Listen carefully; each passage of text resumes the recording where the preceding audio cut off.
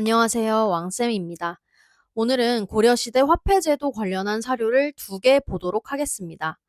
고려시대 화폐 부분이 한글 사료로 근래 2번 출제되었기 때문에 한문으로도 살펴보고자 영상 제작해 보았고요. 첫 번째 사료는 2017학년도 A형 3번 문항에 한글로 기출된 사료입니다. 보겠습니다. 유아선조, 식준전전, 원반단조. 생각건대 우리 선조께서는 옛 법전을 법식으로 삼아 이에 조서를 반포하시어 비주 청부, 수년 관삭 영창, 방원 적용, 청부를 주조하도록 하셨는데 수년 만에 돈줄이 곳간에 가득 차고 모난 것과 둥근 것이 즉 두루두루가 쓰기에 알맞았다. 여기서 단조란 임금의 조서라는 뜻으로 천자가 붉은 종이에 써서 직접 반포하였던 것에서 유래한 말이고요. 또 밑에 청부는 돈의 별칭입니다. 그리고 이 돈꿰미 관자는 꿰을 관자로 더 잘 알려져 있는데요. 이게 물건 같은 것을 이렇게 막대기로 꿰어버린 그런 모양입니다. 그리고 밑에 조개 패자가 합쳐진 이유는 조개가 원래 화폐였잖아요. 그래서 조개를 꿰어버렸다. 즉 돈꿰미라는 뜻으로도 쓰이는 것입니다. 관통하다 할 때 그 관자고요. 또 옆에 줄 삭자는 여기서는 새끼줄이라는 뜻으로 쓰였지만 원래는 찾을 색자로 더 자주 쓰인다는 거 알아주세요. 수색, 모색, 색출 등에 쓰이는 한자입니다. 넘어가서 익명중신, 이계연, 기추, 길리, 사전, 자차일의 행지부절.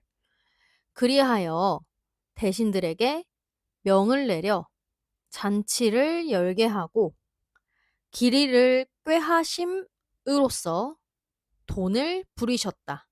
즉 길이를 택하여 돈을 통용시키셨다. 이때 이래로부터 그것, 즉 돈이 끊어지지 않고 유통되었다. 자, 지금까지는 고려의 어떤 왕이 자신의 선조대의 일을 회상하면서 이때부터 돈이 쓰이게 됐다라는 말을 하고 있는 내용이죠. 그렇다면 이 선조는 누구일까요? 네, 바로 성종입니다. 성종은 우리나라 최초의 명목 화폐인 건원중보를 주조했죠.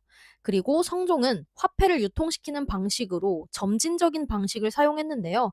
여기서 말하고 있는 길이를 택해서 축하연을 열게 한 것도 백성들에게 법정 화폐에 대해 믿음을 주기 위한 상징적인 조치라고 할 수 있습니다. 뿐만 아니라 성종은 백성들에게 믿음을 주기 위해 상평창에 이 건원중보와 태환할 미곡을 마련해서 어느 정도의 신뢰 장치를 마련했다는 점도 함께 알아두시면 좋겠습니다. 따라서 여기서 말하고 있는 청부 그리고 전 등은 건원중보를 가리키는 말이 되겠습니다. 당장은 힌트가 부족하지만 이 출전에 고려사 식화지하고 더해서 목종 5년 이런 식으로 힌트가 더 주어진다면 이 선조가 누구인지 그리고 청부나 전이 가리키는 게 무엇인지 물을 수도 있겠죠. 그리고 이 페이지에서는 적어도 이 쇠 부어 만들 주자와 돈 전자만큼은 꼭 외워주세요. 둘 다 앞에 쇠 금자가 붓으로 쓰여 있으니까 아, 쇠와 관련이 있는 한자겠구나 하고 유추도 가능합니다. 뒤에 이어서 보겠습니다. 근람, 시중 한원공 상소언, 욕 아닌 이리물, 수잉, 구이유항. 근래에 시중 한원공이 상소한 말을 보니 사람들을 편안히 하고 그리고 만물을 이롭게 하려면 모름지기 옛 제도를 따름으로써 항상 일정함이 있어야 하는데 금계 선조의 사전, 금용 주포, 이 해속, 미수 방가지 리익.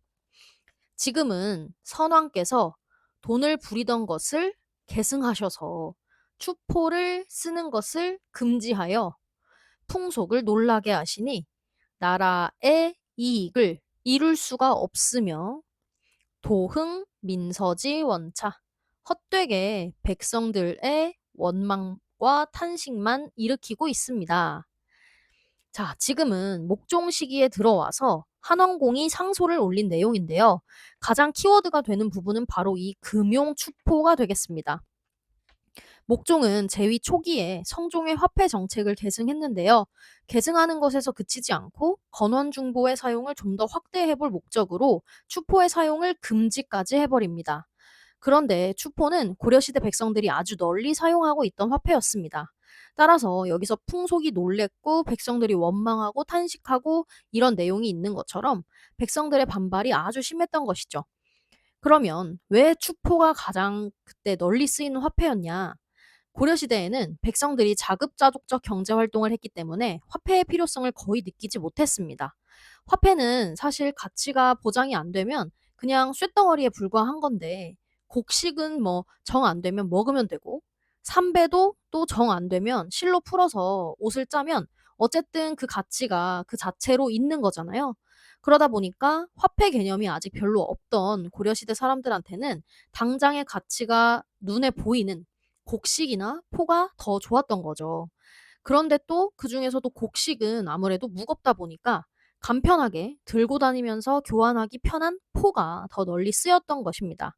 그중에서도 거칠게 대충 짠 포, 추포가 가장 널리 쓰였습니다. 이 거칠 추자는 사슴 록자가 3개나 겹친 모양인데요. 고대 사람들에게 사슴 털은 매우 거칠었나 봅니다. 그래서 거친 털이 무려 3개나 해서 거칠고 조잡하다라는 뜻의 거칠 추자가 되었다 하고 외워주시면 좋겠습니다. 이 글자는 고구려 추군 세군의 다툼할 때도 쓰이는 그 추자고요.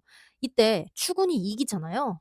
그래서 와, 역시 거칠어서 이겼나 보다 하고 외우시면 좀 쉽지 않을까 생각해 봤습니다.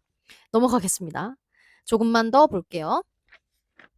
편존, 무본지심, 용단, 사전지로. 그리하여 곧 근본에 힘쓰는 마음을 가지고 돈을 쓰는 길을 끊을 것이며 기, 차주, 식미 등 제점, 교역의 전사전외, 그 차나 술, 음식을 파는 등의 각종 상점들은 교역에 있어 이전을 따라 돈을 쓰고 그 외에 백성 등 사교역, 임용토의, 백성 등이 사적으로 교역할 때에는 마음대로 토산물을 이용하라. 자, 이 페이지는 전부 중요한 내용이죠. 목종은 결국 한원공의 상소를 수용해서 백성과 신하들의 지지를 얻기 위해 교서를 내려 추포 사용 금지를 철회합니다. 따라서 차와 술, 음식을 파는 가게 등에서는 종전대로 화폐를 사용하게 하고 그 밖의 상품 교환에서는 백성들의 관행에 따르도록 했습니다. 여기서 차, 주, 식, 미, 교역 이런 한자들은 못 읽으시면 절대 안 되고요. 또 용단, 사전지로 할 때 이 끊을 단 같은 경우도 사료에서 중요한 동사로 쓰이니까 꼭 외워주세요.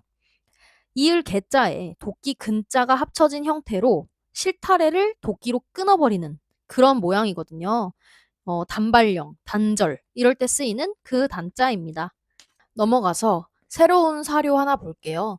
이 사료는 기출은 아니지만 2012학년도 1차 14번 문항의 선지로 나왔던 주제입니다. 출처에 고려사 식화지라고만 나와 있지만 시기는 공양왕 3년입니다.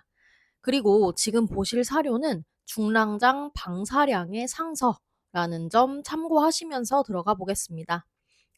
자우주도산 용설 구부일에 우임금께서 도산에서 주전하시고 구부를 설치하신 이래로부터 지우금 통행자 무타 기질견정 지금에 이르기까지 통행되는 것은 다름이 아니라 그 기질이 견고하고 기용경편 화불소 수불습 무천이 익광 그 쓰임은 가볍고 편리하며 불에 타지 않고 물에 젖지 않고 거래하면서 옮겨 다녀도 더욱 빛이 나고 치원이 무구 서불능 모 인불능 상 멀리 가더라도 흠이 나지 않으며 쥐도 능히 갉아먹을 수 없고 칼날도 능히 상하게 할 수 없어서입니다. 자, 이 페이지는 전부 중국 우임금 때로부터 이어진 화폐의 장점을 비유적으로 장황하게 설명하고 있는 내용입니다. 본론에 들어가기 전에 서론이죠. 결국 돈이 지금까지 쓰이고 있는 이유는 돈의 성질이 외부 요인에 의해 잘 변하지 않기 때문이라는 거죠. 불에도 안 타고 물에도 안 젖고 쥐도 못 갉아먹고 등등 중요한 키워드가 있는 페이지는 아니었습니다. 그런데 이제 한자를 외우실 때 또는 한자를 추측하실 때 부수를 보면 많은 힌트를 얻을 수 있어서 몇 가지 설명을 해보면요. 자, 흙인데 좀 축축해. 아, 그래서 진흙이구나 하실 수 있고요. 또 이 부수는 쉬엄쉬엄 갈 착자라고 해서 막 어디 돌아다니는 그런 뜻을 포함하고 있거든요. 그래서 어딘가로 통하다, 어딘가로 옮기다, 거리가 멀다 이런 식으로 이동과 관련한 한자들이 많이 있습니다. 그리고 여기는 불 화자가 있으니까 불사를 소, 또 물 숫자가 있으니까 젖을 습, 다 이렇게 부수가 주는 느낌이 한자에 있구나 하면서 외우시면 쉬울 것 같습니다. 더 보겠습니다. 일주지성, 만세, 가전, 고, 천하, 보지. 한번 주조를 해놓으면 만세토록 전할 수 있어서 고로 천하의 보배입니다. 본조, 추포지법, 출어, 동경등처, 약간주군. 근데 우리 조정에 추포를 사용하는 법은 동경 등의 곳과 몇몇 주군에서 나왔습니다. 차포집회, 용무 10년지구, 사조 연습, 편위 제후. 또한 이 포로 만든 화폐는 10년의 기간도 쓸 수 없으며 잠깐 연기나 습기를 만나면 곧바로 타거나 썩어버립니다. 자, 지금 이 마지막 세 줄의 내용은 전에 예시로 들었던 화폐의 특징과는 다른 반전되는 내용입니다. 고려의 이 추포를 화폐로 사용하고 있는 문화의 단점을 막 들고 있는 건데요. 그래서 본조 추포지법 이 부분 중요하고 또 이 어조사 어자는 역시 어조사니까 문맥에 맞게 그때그때 잘 해석하는 게 중요하지만 웬만하면 뭐뭐에서나 뭐뭐에게 이 둘 중 하나로 나옵니다. 여기서도 동경 등의 곳에서 나왔다라고 해석이 되죠. 그리고 돈을 뜻하는 한자 중에 아까 본 돈 전자 말고 새로운 한자 화폐 패가 나왔네요. 화폐, 지폐, 세폐 할 때 그 패자인데요. 이게 원래는 비단 패자였습니다. 근데 비단은 역사적으로 곧 재물을 상징했으므로 화폐라는 뜻이 되었는데요. 파자를 해보면 해질 패자 밑에 수건 건자가 합쳐진 형태입니다. 이 수건 건자는 천, 직물 등을 뜻하잖아요. 그러니까 해질 정도로 다 다를 정도로 입는 귀한 천 비단 이런 식으로 외우시면 좋겠습니다. 반면 밑에 이렇게 밭들 공자가 합쳐지게 되면 비슷하게 생겼지만 뜻은 아주 다른 해질패, 패단 패자가 되니까요. 주의하셔서 꼭 외워주세요. 조금만 더 보겠습니다. 종령 공름, 미면, 서루지상.